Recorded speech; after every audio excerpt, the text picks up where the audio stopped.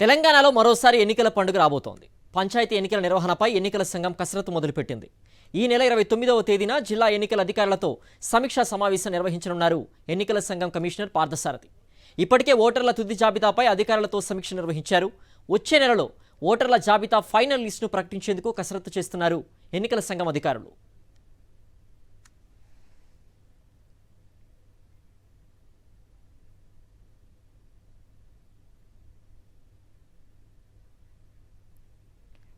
వార్డులు పంచాయతీల వారీగా ఓటర్ల లిస్టును రెడీ చేసి షెడ్యూల్ విడుదల చేసేందుకు ఎన్నికల సంఘం అధికారులు కసరత్తు చేస్తున్నారు.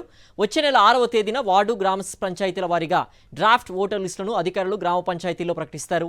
ఓటర్ లిస్టులపై జిల్లా కలెక్టర్లు, మండల అధికారులు వచ్చే నెల 9, 10వ తేదీన ప్రజాప్రతినిధులతో మండల, జిల్లా స్థాయి సమావేశాలు జరిపి సలహాలు స్వీకరిస్తారు. సలహాలు, అభ్యంతరాలను పరిష్కరించి వచ్చే నెల 21వ తేదీన ఓటర్ల తుది జాబితాను అధికారులు ప్రకటిస్తారు. 29వ తేదీని జరిగే కలెక్టర్ల వీడియో కాన్ఫరెన్స్లో ఎన్నికల నిర్వహణ కసరత్తుకు సంబంధించి అధికారులకు దిశానిర్దేశం చేస్తారు ఎన్నికల సంఘం commissioner Parthasarathy. Voter list final అయ్యాక ఎన్నికల నిర్వహణ అంశంపై ఎన్నికల సంఘం ప్రకటన చేయనుంది.